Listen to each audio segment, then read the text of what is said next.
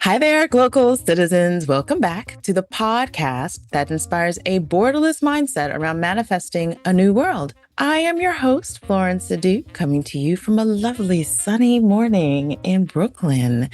And I say that it's a lovely sunny morning because it's been kind of gray the last couple of days. Not kind of gray, but just a weird off and on, well, cloudy, which is fine, but we love sunny days, don't we? So I think that maybe it might be some vibe because I know it's still the raining season where my guest is coming from. So it reminded me of my Ghana days, actually. So at the start of the raining season. I will not digress more on the weather because, you know, that's not the hot topic for today. The hot topic for today is... I'm going to cliffhang you there, but let me get right to my guest bio. He is an architect that has evolved over the years. He has a creative and curious mind. He is a big risk taker and loves to push the boundaries of things. He often asks, why not? And this philosophy has guided his strides in the work that he does. He is currently a founding team member of Itana, formerly Talent City, and is positioned to change the environment and economic landscape in Africa. He is a T-shaped individual with strong skills in architecture and environmental planning and secondary skills in programming. He was a hardcore Java programmer once upon a time. He has worked in architecture firms, software development firms, real estate development firms, and now city developers. He has eyes set on developing the infrastructure of Africa by unlocking capital for development, as well as solving the critical problem of energy in Africa. Victor Ndukwe, welcome to the podcast. Thank you so much, Florence. Such an elaborate introduction there. But yeah, thanks for having me on this show. Thank you. Well, I'm happy to host you and I'm happy to just jump right in and get started. So, Where are you from? Where are you local? And what is your craft? Right. So I'm from Nigeria. I'm from the eastern part of Nigeria. And some people will say wise men from the east, right? Yeah, from the eastern part of Nigeria. I currently live and work in Lagos. Lagos is like the commercial capital of Nigeria. And that's where you have lots of the interesting things coming out from innovation, business, and all. I'm from a middle class family, and I've just grown through the years to be who I am right now. And yeah, I'm grateful to be the person that I am at this moment. Okay. So 2 questions. One is, we always like to get a little deeper in the geography of our guests. So where in Eastern Nigeria are you from? Right. I'm from Abia State and from the capital city, Umuahia. So yeah, that's here. Umuahia, that's the capital of Abia. If you go through the news, you'll see a lot of interesting things happening in Abia State, the government doing, fantastic things. People thought they've been in darkness for about 24 years. But now this governor has come in and has just shown us that things we thought were a miracle. Yeah, something that was commonplace. He made development look very easy. He made infrastructure development look like it's not rocket science. He made economic growth look like something that is done by ordinary people. I mean, you walk to the streets and people are jubilating that, they never knew that life could be this good. And it's just somebody just doing the right things. The right kind of steps, making the right kind of contact, right kind of, ideas, putting his weight behind good ideas. And, having that kind of narrative in this time, I feel it's a good time to live in. I feel it's a pointer to the things that can be in Nigeria. I mean, if we had that kind of governor in maybe 1/3 of the states, will be a lot different country, a lot different. And it gives me a lot of hope. So who was that governor, so we can put that in the show notes? This is Governor Alex Oti. Alex, Alex, Oti, O-T-I. O-T-I. Oh, okay, Oti. Okay. O-T-I. I have friends with that last name. Okay, so we'll look that up because that's so inspiring that, that is a possibility. And that, I mean, I think you've said it correctly, that if we can get 1/3, right? Because this idea of change is very incremental and it's definitely not going to be full scale. And so we have to remember the patience, but if 1/3, you've hit it on the nose. And so because you've alluded to this, you also didn't tell us what your craft is. So what is your craft? I'm an architect, principally. I'm an architect by training. I'm an architect by nature. I love to connect the dots. I love to create a system around things. I love to put a balance between my left brain and my right brain. By left brain, I mean the creative part of me, and the right brain, and the left brain, yeah, the logical and intelligent part of me. Because a lot of times I'm faced with problems that need not just the intelligent approach, but also a creative approach, right? And having that balance of, oh, this is the right thing to do, but is it the best thing to do? It takes a lot of balancing between what is logical and what is reasonable. What your mind says and what your heart says. That balance is what I think I appreciate most about myself and what my craft has turned me to be. I'm also a very curious person, or incredibly curious. I like to take deep dive in things. I like to look at things from another perspective. I don't feel comfortable seeing things the way other people see it. I always feel there's a joker in everything. I always feel there is just some way that people haven't seen yet, right? And from the way I talk, from the way I dress, from the way I do my things, I like to approach life from that angle that, wait a minute, could there just be something? Because in my life, I've discovered that aside the group thinking, there's usually another way that typically brings out a better result that makes you stand out. And that desire to stand out, that philosophy to stand out, that philosophy to be different has driven a lot of my approach to life, a lot of the way I approach my craft. So when I'm designing things, the first thing I ask myself, or I ask any critique, is, does this look different? Is there anything striking about it? If I haven't had that assurance, that confirmation that, oh, there's something different about this, I go back to work and I just keep refining until I come up with something that people say, oh, this is different, this is unique, and I know work has been done. Yeah, so that's my life, that's my craft, and that's really my paradigm for living. So tell us, when did you know that architecture was for you? I think I owe that to my parents and to life circumstances. So growing up, I grew up in an estate, a well-planned estate, for the middle class. It's got everything for recreation, for play, got a good school, you got, those things that makes a middle class to take, good neighbors and stuff. I always thought about making it better, making it safer, taking it to the next level. So I always dreamt about having an estate that had helicopters around for security and stuff like that. And this was me like 11 years old or something. And I was like, okay, how can I? So we are from the middle class, and most middle class families are aspirational. So they want to live like you. They want to live like. And so I began to think, how can I move from where I am to where I'd like to be? How can I take my estate from where it is to where I desire it to be?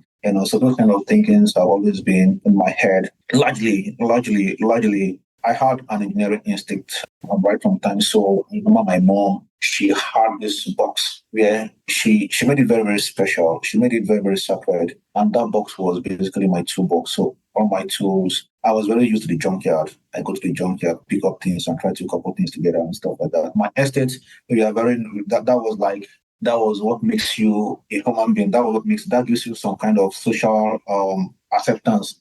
If you're not creative, if you're not demonstrating how you turned something from mundane to something useful, or how you're able to, make a toy car, create a kind of car that works with battery, or make a craft that people will be like, oh wow, then you're not really in the system. So you have to exhibit that level of creativity. So I had this box where I had my equipment. As early as 13 years, I was doing part of this experiment for my house. That was when I learned about electrolysis, about green hydrogen, because I did those experiments live. I was already thinking about how to make the toy cars that my friends make. They run on batteries. I was thinking of how I can make them bigger, add more batteries, and have them drive me to church so I don't have to walk. This was electric cars, and just thinking about it. I was just thinking of how my life has evolved and then it was time to get into the university. Right. For some reason, I couldn't get the course I wanted. I had always been intrigued by electronics, by communications. So as a middle class family, because of some religious reasons, we didn't have a TV in our house. At some point, we got a TV. And at that time, again, it was only the bougies that had access to satellite TV. Right. And there was this this channel that my friend had. His dad had a satellite dish. It's called Discovery Channel. So I was like, how can I have this thing? How can I have this thing? How can I create my own antenna that's going to give me Discovery Channel? So I did all sorts of experiments on that. I was not inclined into the IT and tech space until it was time to get admission, and I didn't quite meet the requirements, right, to get into the top school for engineering, that the Federal University of Technology over then, but my dream school. And then my dad came up with this opportunity of studying architecture in Abia State University, and that became the most awesome experience of my learning life, because that's where I really got to learn, not being taught, but actually learn, actually think, actually do research. It was very phenomenal. And just going through it, I remember one time I knew I used to be like the best student of physics then, and I had this teacher that gave me the confidence I needed to survive in life, survive in the creative space. He told me one thing, that Victor, you have a good imagination. When I got to the university, I was bamboozled, right? Because you've got these guys that are top guys, very creative. I mean, you see their works, you're intimidated. The only thing that kept me going was that my teacher said, Victor, you have a good imagination. I remember my lecturer, we call them mentors, saying in the studio one time that imagination is the raw material for architecture. So I said to myself, well, if this is the raw material, then it means I have it. Right? If I have it, if I have it, I can be the best at it. So that gave me the confidence to say, okay, I have what it takes to win in this space. Right? Actually be an architect. And then one of our lecturers made a mistake. I call it a mistake. He said he was the smartest guy here. He made it first class in architecture, so everybody respected him. So one day he came to the studio and said to us, make use of the library. That was the word that changed my study of architecture. So I would say my lecturers taught me 20%. My studio, my course mates, senior colleagues, they taught me another 30%. And 50% of what I learned in architecture was the library. I went in, I did research, and the more I did research, the more I had confidence in myself, the more I knew what the word was saying, the more I knew what it takes to win, and over time it just got me into that space. And here I am today doing architecture and everything I love along those lines. So it's a gift. I just feel lucky to be in that space where I know exactly what my strengths are, what can make me win, and just being grateful that life just brought good things my way. Nice. Nice. You are a young architecture student. You've finished. And so this is where I like to ask why the where. How did you come to be living, working, and playing where you are currently located in Lagos? Right. So in 2012, I was working in an IT company. All right. I told you I had a background in IT. They did study IT training from 2009. So let me just break in there. So how did IT become a part of your toolkit? I know you had that interest, but so you're fast forwarding a little bit. So in this, by the way, how did IT become part of you? So on this movie I watched one time, the Echelon Conspiracy, right? Okay. And it just showed me how this guy was able to use IT to create wealth. Well, to be fair, it wasn't done in a so ethical way, but it just made me realize that look, you can really create wealth with codes, right? And I had a crazy idea that I wanted to execute, to write a program that was going to help me create wealth for others that didn't have a chance to have seed capital, right? And maybe I'll have to visit that idea sometime. But that was the driving force.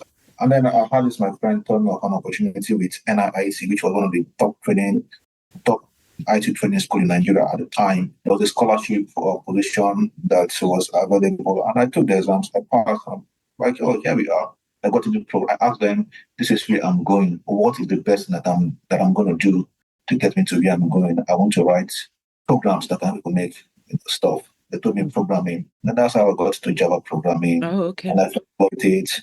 Began to do what I was doing with it, and then.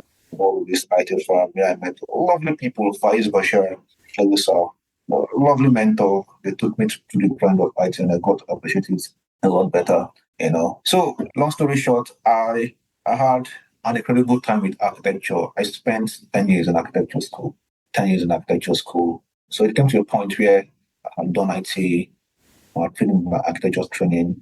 I said to myself, at this juncture, what do I do? Do I throw away my 10 years do I continue solely with IT?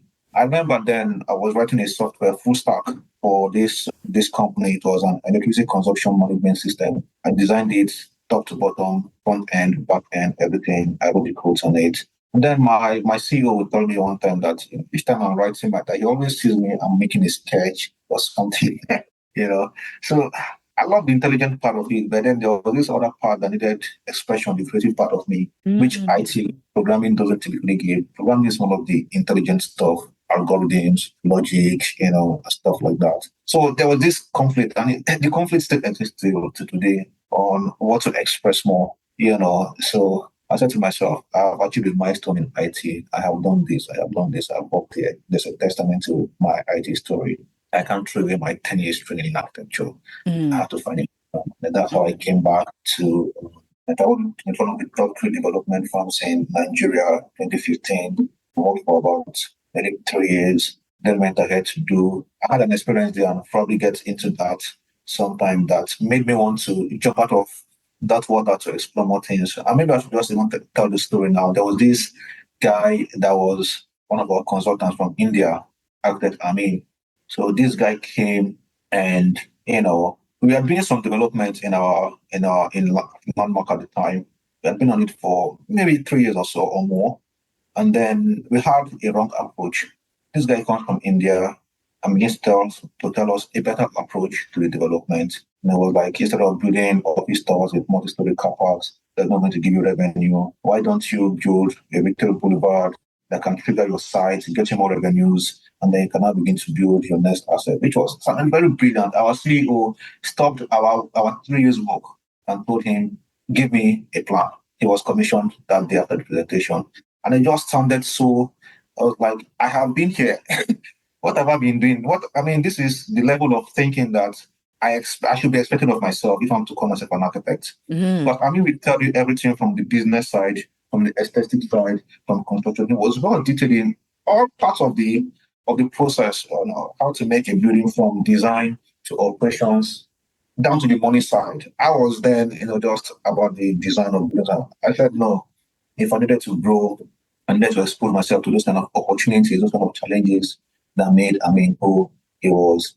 And then in December 2017, I left Landmark, began my own business, was a consultant, was a contractor, was a project manager, did all things, one-man sport kind of, doing contracts, and I got into the nitty-gritty of the game, right? So 2018 to like 2021 was that period where I had to get my hands dirty.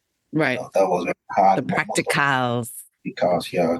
And then in 2021, I got to meet E. So I have always kind of had a premonition that I would meet E one day. When I was at Landmark, one of the most exciting and most fulfilling jobs I did was for Andela. So Andela approached Landmark to help them build a campus for them because they were expanding. And it was the way I approached the work, it was like a life's mission for me, helping this company that was in tech I love so much expand. And it was one of the best projects that I did at Landmark. Just in terms of the satisfaction, in terms of, putting your all in the project, in terms of thinking beyond just architectural confines, that helped me a lot. And then I began to follow his work. I'd always thought that Nigeria could really be better if we had some people who were right thinking, who had some kind of access to finance, and you had people who had some kind of influence in government. And the reason I said that was because when I was a child, right, there was literally nothing that was impossible for my friends and I to accomplish, right? You just need to agree to say this is what we are doing. And once we are aligned, once we agree that this is what we are doing, nothing stopped us. We did all sorts of things, from organizing large competitions to making inventions. We did it. So nothing stopped us. I just felt, so maybe somehow in life, we can have the opportunity where a group of people can say, this is what you're doing, that's going to change the game. And I would very much love to be part of those people. Right. And then in 2021, I met E, and I told him about his Talent City, his Talent City project, and how I would love to be a part of it. And I was like, well, we are just starting, I don't want to send you on a first errand. I was like, wait, I do this stuff for people, right? I actually do consulting for people. I help them get their project, their developments off the ground and all that. I can do it for free for you. Get me on this. And I was like, okay. And that's how he took me to Lukman's office. And that was how we began Talent City. It was one of the best experiences of my life there. I mean, I was busy, but each time I heard about Talent City, because of the mission, because of what I knew it was going to be, right? Each time I heard about Talent City, like I look forward to my Talent City WhatsApp group beeping. Each time I see a beep, I just come alive. So it was like, this is life for me. Like I could pay them for having me on that. Yeah. So for like 8 months, it was lots of learning, because it was a lot. People, it's kind of like an uncharted territory, right? So it's a lot of research to go into it. Look at the strategy, looking at where we are going, what and what to put inside, lots of research. And those were very, very, thrilling moments for me. We are not being paid at that point, but the kind of commitment, the kind of energy that was in the team, it was, you think that these guys were being sponsored by like a Moscow or something, but I love the energy, I love the commitment, I love it was my life, and it's still my life, right? Right. Energy there was just a lot, so you're depressed, you hear Talent City, bam, you come alive. And that's how we began to, form the team and began to go from there to where we are right now. Yeah, so that's my policy. Okay.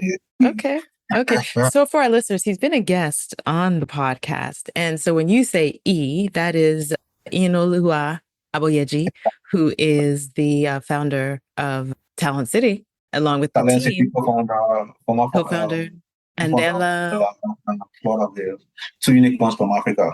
Yes, indeed. So tell us, so he found you, you found each other, and you're now in this work together. Yeah. And so tell us about Talent City. What is it all about? Yeah, Talent City which is now Itana, right?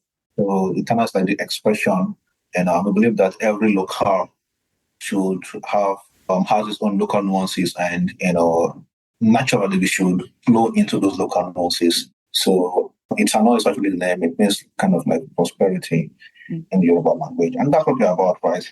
We're about creating prosperity in the African economy and using the same strategies that has worked over the centuries. Shenzhen was the trigger point for the industrialization of China, right? So they concentrated on their strengths, on their strategic strengths, and said, you know what, we're going to do manufacturing. This is a place that is built for manufacturing. You get the best of workers, you get the best of policies, you get everything that is required for an advantage in manufacturing. They built that, and it helped trigger their economy. Dubai used tourism as its focal point for turning around the economy. Aside the fact that for the half oil, tourism has become something that we associate with that. Dubai has done very well in promoting the same strategy. Focus on your strengths, use that to build your larger economy. So we thought to ourselves that in these days and time, one of our strengths is in our human resource, and these guys, they are skilled in the tech world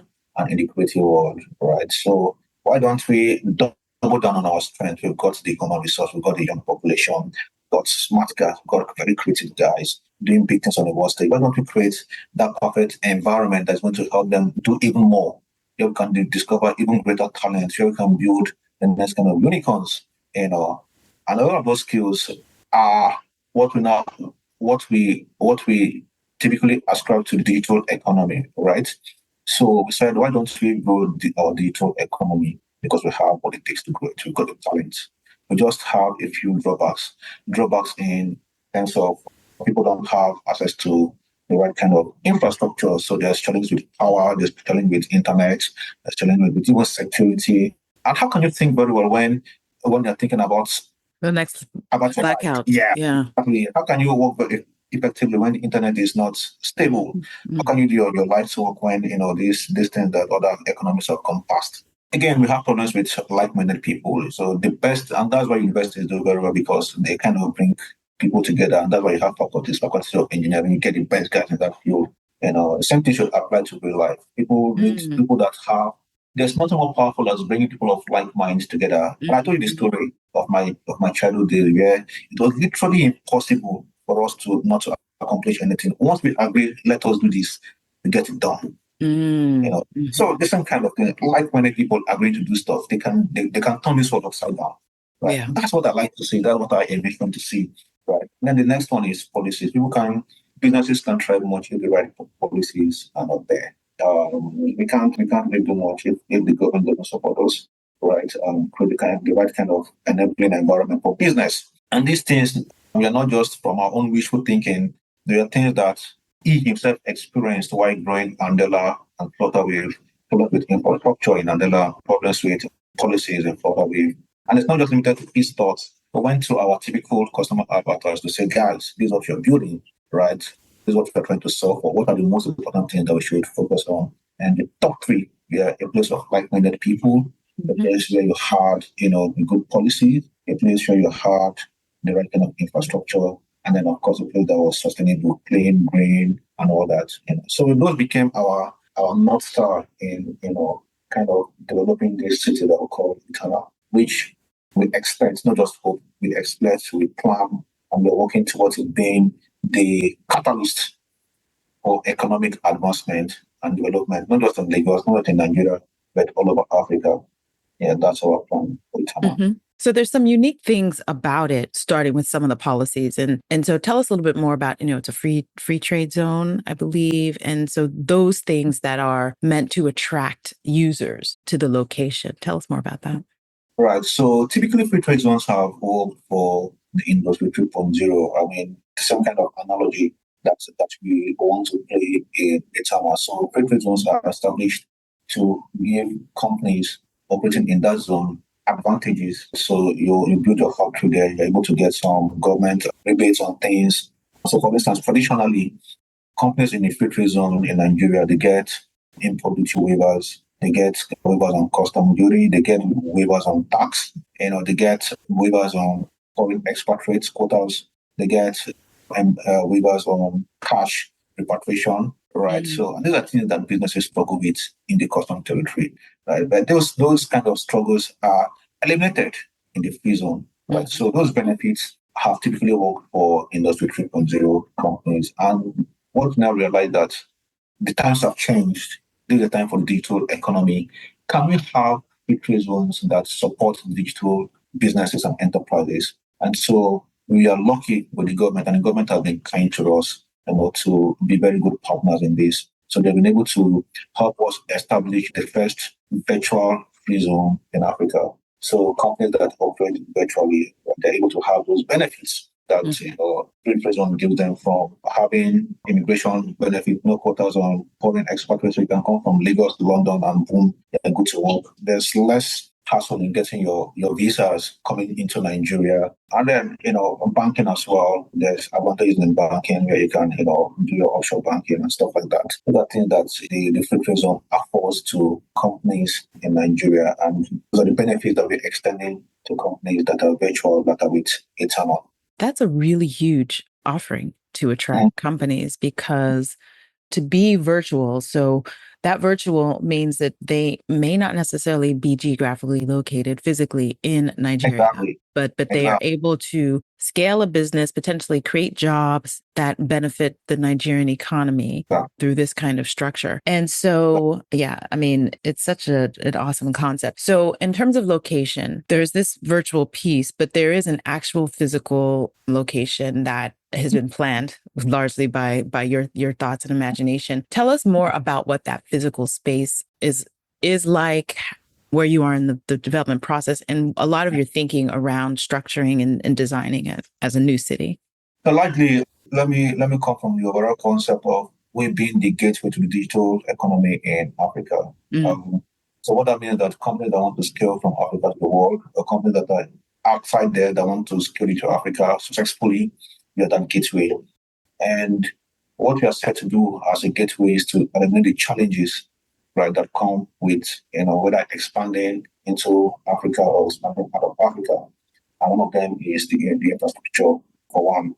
This infrastructure is not just about building buildings, right? It's about building critical real estate assets that solve the problem of infrastructure in Africa strategically. What do I mean by that? Companies that want to come into Africa, they will have challenges with talent.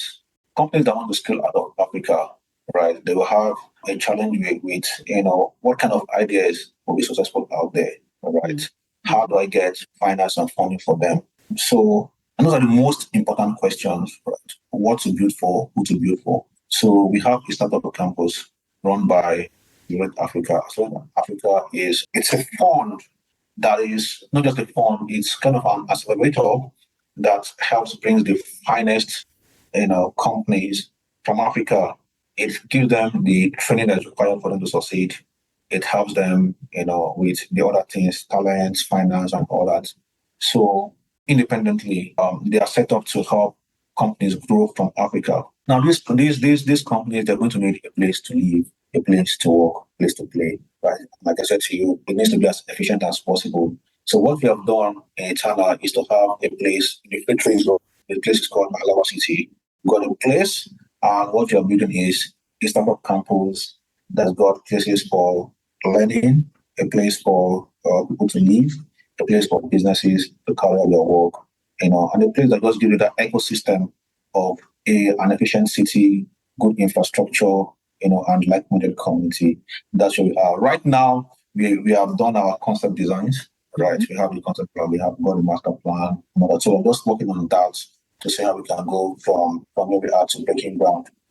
By our timelines, by this time next year, we should be breaking ground. And, let's have this conversation next year. Probably should some bricks off the ground, So that's you'll be searching for time.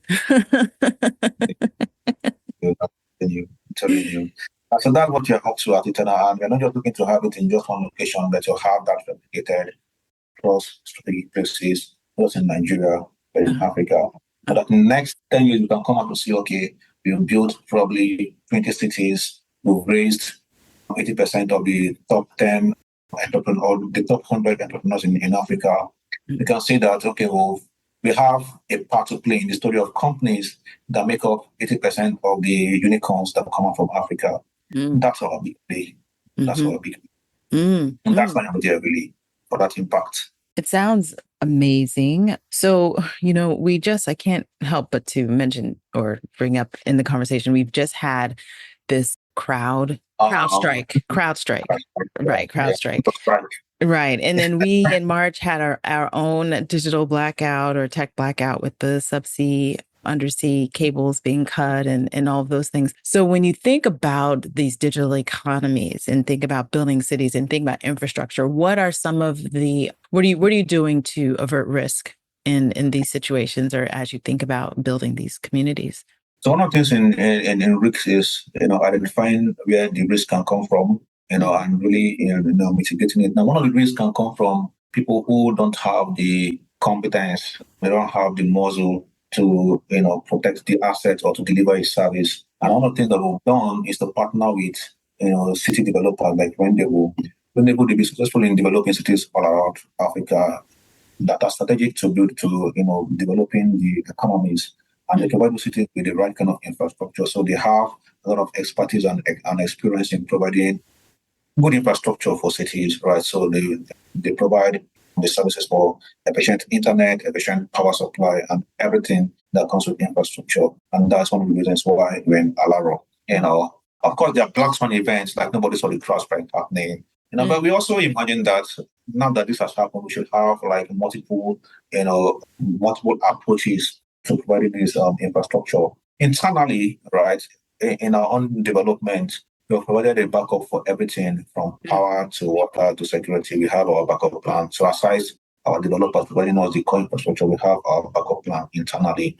Now for things like the internet, fine, they are giving us good internet, but nothing stops us from using a Starlink that has been proven to work in disaster-prone areas from Gaza to Ukraine, and all that. The only challenge you might have is in terms of data protection, so data safe and all that. And nothing stops us from having a data center in our development, to house data, within our own comforts and all that. So these are the things that we're looking at to mitigate all these risks as we go along. Right? So that's our simple strategy. Right. So you mentioned Starlink, and I've just, ever since that happened, everyone's like, oh, Starlink. And I can't help but think, but what about our own? Rather than us thinking that we should be like, oh, Starlink, we should go. Why can't we? Do you see Africa designing, building, launching its own satellite companies anytime soon? Is that something that, the like minds that you're working with are thinking about? What are your thoughts? Well, who built Starlink? Elon Musk. Who is he? Is he an African? There you go. There you go. There you Okay, go. well, Like I said, I mean, I have more to say, but it's okay. We'll claim it, I guess. But yes, if not for life, he would have been one guy from this and that has done stuff. And like I said, my childhood experience is very strong. There is nothing that my friends and I came to say we will do that we didn't succeed. Yeah. We did it. Yes. So if you can see then, I mean, the world is a global place now. We have access to information, we have access to power, we have access to money. You have these three things, nothing stops you. You have the intellectual capital, you have the money, you have the power. What stops you? It's a mindset. I mean, you're absolutely right. It's a mindset. Yeah. If some of my guys were in the same club with Elon Musk, they had the same kind of interactions with the kind of people that he had, they had the kind of opportunities that he had in terms of education and exposure, they probably would have been doing something close to what he's doing now, or even more. Because I mean, back then, as children, we are competitive. Someone is doing A, you want to do A plus 1. Something hard. You have to differentiate yourself. You have to, move up the rank. So yeah, Elon Musk does Starlink. Nothing stopped the other guy from doing Starlink Plus.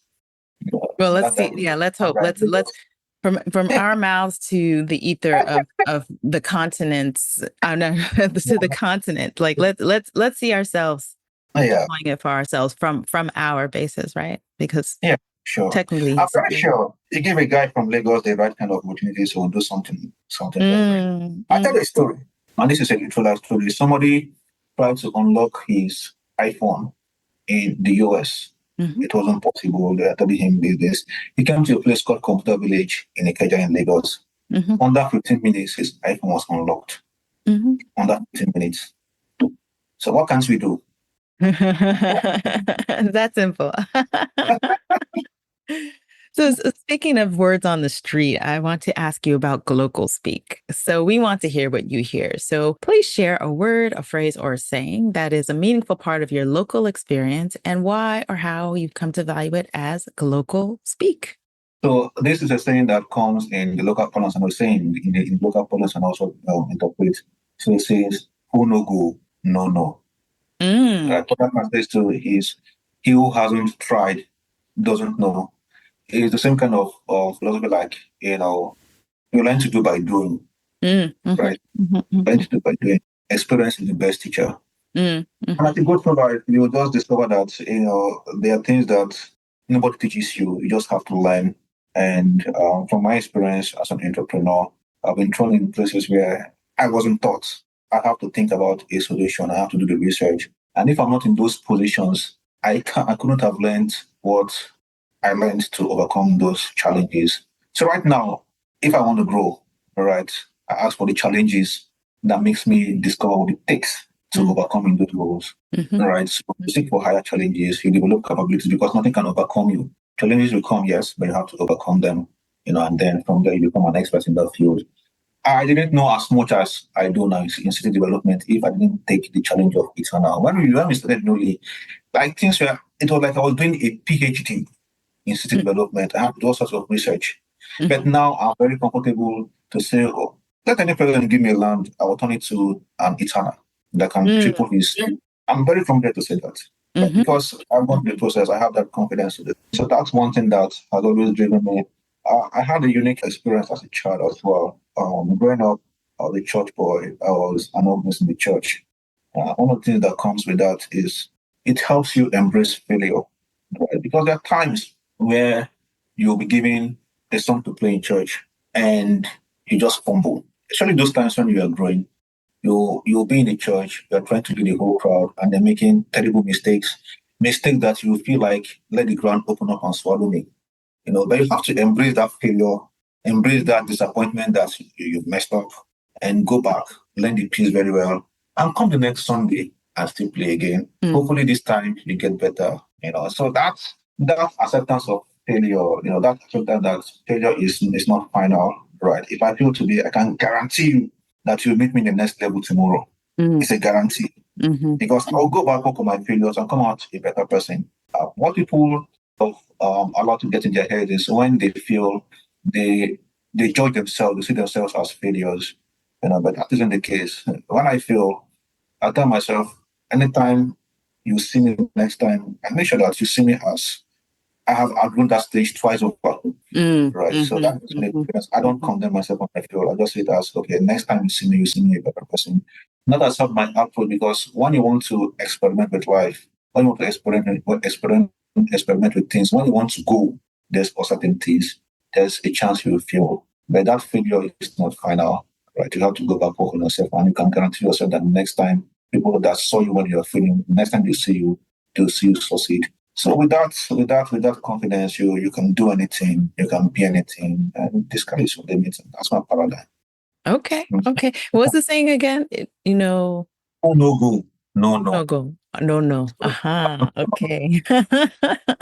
Okay. So something you mentioned about this idea of being a new city, and I know you are part of the Charter Cities Institute, and I feel like there's definitely a movement for new cities across the globe. And so you mentioned, if anyone gave you land, you could plop this in, and that's the idea of a replication that works. The thing that I'm trying to understand more, because I absolutely think that the world is moving towards new cities because governance is failing. And so when you look at these new cities and you think about Itana, if you were to think about it as its own truly autonomous entity, is it possible? And how would you envision governance in a space? Right. So the concept of Charter Cities is, having communities thrive, and communities are doing a lot by policy, amongst many other things. So policy drives a lot of the other things that happen in the community. Policy drives the culture.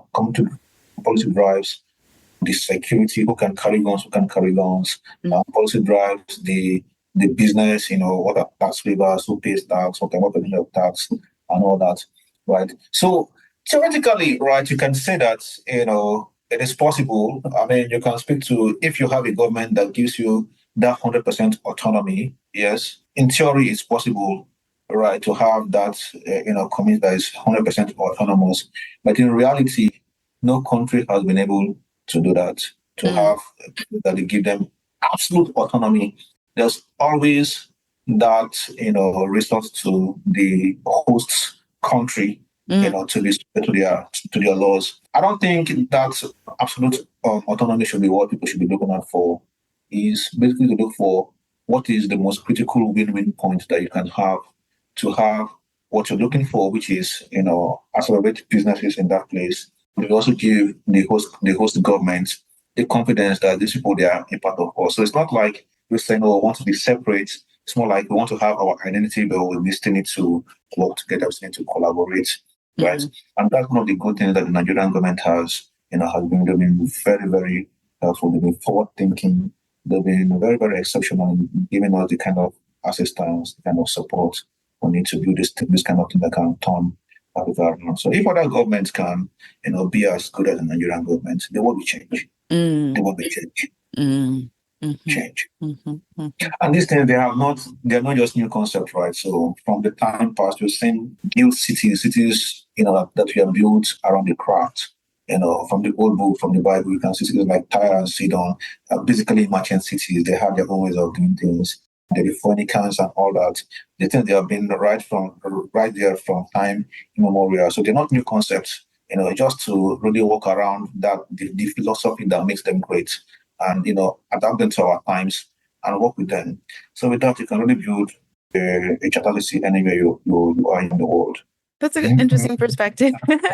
I mean, it makes sense. Like, as you mentioned, it's the idea of complete autonomy is a potentially far away idea, except when the systems are absolutely failing. So when you have a failed state, what do you then do, right? Because if the state can't provide all the things that you would have expected a state to provide, which is why you would have this allegiance with them, then I guess that's a bigger question. And I think we have more states that are on the verge of collapse than we are acknowledging because of the need to feel or show a level of competence in capital markets that are, I want to say, still linked to imperial economic theories and practices. So, I mean, I think we're all in this let's imagine and experiment as we can phase of our lives. Things to think about. So let's talk about a mindset hack. What is your favorite or an innovative mindset hack? This is one that you practice, one that you can imagine, or one that you just know of. Maybe two. The first one is by Shakespeare. Okay. To die must be true, and it must put out the night of the day that can't then be forced to anyone. So the first thing is being true to yourself, being true to who you are, who you want to express what you want to do. Sometimes you have the crazy ideas, and it takes a lot of courage. But usually when you're trying to express yourself, you get into very difficult situations that require a lot of pain, So in my designs, for instance, I typically would not present my first one. I will have my first one, and then I discovered that I need to go back again and start all over. Get the best. It is very painful, but that's what we need to do to get the best. And so what keeps me going then is the pains will pass. It's the same by, I think, Van Gogh, that the pains will pass, but the beauty will last. So getting the best in excellence takes a lot of pains, but the pains will pass, it will last. That's so interesting. So you allow for the extra time to redo it. And do you find that when you go back that you incorporate any of the elements from the first draft or the first try in that? Sometimes you have elements from the first draft, and we now improve. Sometimes you discover that your first try it's not the success. It only gives you the idea for what now becomes the successful thing, so it kind of births the main idea, so yeah, it kind of gives you the inspiration that you need to get the next level kind of, idea that is well refined. And sometimes it is easier to start all over afresh. It gives you, what I tell myself, I'm not starting it afresh, I'm just doing it again more intelligently. And what happens is that you are faster, you are better. It won't take as long time as the first one did, and the results are just better. So I comfort myself with those realities that sometimes it's just best to start all over again, but you just discover that you're doing it more intelligently. Okay. I like that. That's a good practice. And I think it's definitely a practice that's rooted in some technical, but also creative, like, the idea of really refining the programming. I think that's a lot of your IT. Yeah. Interesting. So tell us this kind of last beat on Itana. Where do you see Itana in 5 years? In 5 years, I'm seeing it tied to the impact or the vision that we have at the back of our minds. And the reason we are doing it is not really for the money, but for the impact that we want to see. And that impact is being able to trigger the growth of the economy, particularly the African economy. We see the potential everywhere. We see what the gaps are. We'll live there all our lives. We know what can work and what doesn't work. We know how to make things work, basically. Right. So we are looking to unlock those hidden potentials in the economy and to really trigger the economy to be the giants that they should be. I mean, think about it. We've got the best of human resources. We've got the best of natural resources. There is absolutely no reason. It's unforgivable if you're not the top continent economically, right? It's unforgivable. I don't know what I'll tell God. So I'm just trying to play my part in ensuring that, we live up to our potentials. We live up to what God expects of us. We live up to, to how much is given, much is expected, right? And we can't shy away from that. It might be tough, it might be difficult, but you want to at least go back to say, I did my absolute best, humanly possible, to make sure that we live to our potential. And so help us God, Okay. Okay. I like that. And we're all in it together. So let's figure this out. That's my perspective. So let's know who Victor is when he's not designing and planning and hoping for a beautiful future. And you probably are all the time. But are you a reader? Are you a watcher? Are you a listener? And what are some of your favorite reads, watches, or listens? Or what else do you do in your leisure time? So I consider myself as an introvert, right? Deeply introverted. In my younger days, I love to read, I love to explore, I love to have an idea of what this idea of the world is. I had to understand who I was, how to understand how does the world work, how to understand where do I fit in, how can I be of value. I like to say that I like to daydream. I daydream a lot. I like to look into the future because it gives me a lot of excitement and it gives me a lot of hope. And I like to box in that energy of hope and excitement. A little push. Discover that you get to want to try this thing, right? You want to make your dreams your reality. So that gives me that's something to look forward to, something to hope for, something to strive toward that is bigger than you. It gives me a lot of drive in life. It gives me a lot of ambitions to look forward to. I'm a very, very, I would say, conservative guy. Three things about me. I love to play chess. I love to play classic music. Bach, Mozart, and Handel. My sister will tell you it's what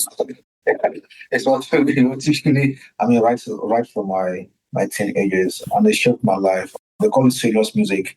So I don't get surprised when people say I look serious or act serious. I grew up my life listening to serious music, playing serious music. All else, I love deep tennis and long tennis. Those are my two games.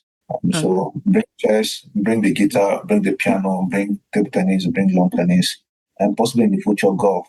Okay. Then you have an idea of who I am. Wait, are there some golf courses integrated into your plan for Itana? Well, I try to push the designers to incorporate it because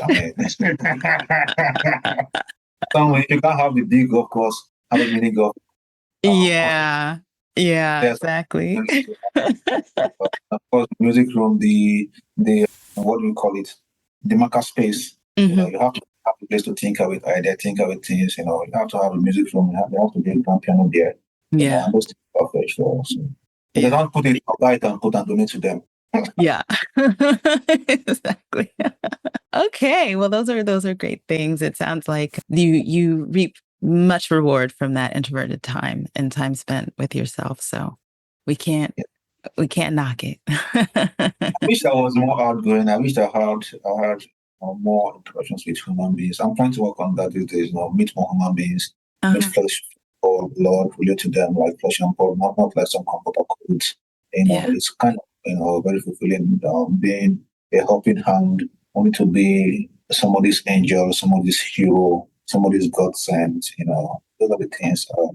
I co-founded an NGO that really speaks to the needs of children, who have medical needs, but those that need surgery, some donation, help them live, help them pay their bills and sort of. So those kind of humanitarian causes I'm very, very indebted to and passionate about. How can we support your NGO? What's the name of it? It's Donor Life Foundation. Donor Life Foundation. Yeah. Okay. We'll put that in the show notes. And if folks want to help you with your mission, they can gladly do that. But you were saying, I didn't mean to interrupt you. Well, that's it then. I'm incredibly passionate about talent because I feel like talent, God's most prized up. God took time to create everybody, gave them gifts, and God is a businessman. Right? He likes to get his investment. So you being a partner to helping somebody be the best of themselves, you are basically partnering with God, and there's no reward that's better than the reward that God gives you partnering with God. So I'm passionate about talent. I see them as the goal that we can see. I see them as a life mission to bring out the best in them, to bring out the magic in them.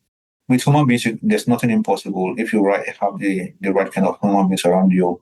Somebody says, if you want to do anything, don't ask how, ask who. The who is the same process. So to have people that answer somebody else's who, seem to be like the most of people on earth. Yeah. I get it. And I think, I feel your energy in terms of really wanting to build community. And so there's a line, I guess, not a line, but it's a delicate balance between the physical communities and the virtual communities. So I definitely see where you're moving in terms of wanting to understand it and stretch yourself to be more in that space. Exactly. And to be frank with you, those two words are what got me endeared to the project. Talent and city. Those are the things that I care most about. Talent and so having cities. I can't describe it, it's for me too. Okay. All right. We're bringing our conversation to a close. And I want to ask if you have any last thoughts you'd like to share with our listeners today. Well, it's a great opportunity and a privilege to have this audience listening to Victor and Ndukwe. And what is one wish that I would that my life makes a difference in this world, and that would be that we look at the hidden gems in people, in places, make the best of them. There's no better reward than that. So look for hidden gems in people, look for the good in people, look for the good in business, create value, create whatever you can. Yeah, be the best of yourself, and you'll enjoy life. You'll be happy with life. Yeah, I love it. Thank you. Thank you. Thank you so much for that. All right, Glocal citizens, this has been another episode of the podcast. You can catch us Tuesdays with new episodes at glocalcitizenspod.com or wherever you get your podcasts. Be sure to like, share, subscribe, leave us a review, check out the show notes. I think you'll find them very fruitful with a lot of different opportunities. And please do support our guests and their works as well. And until next time, bye for now.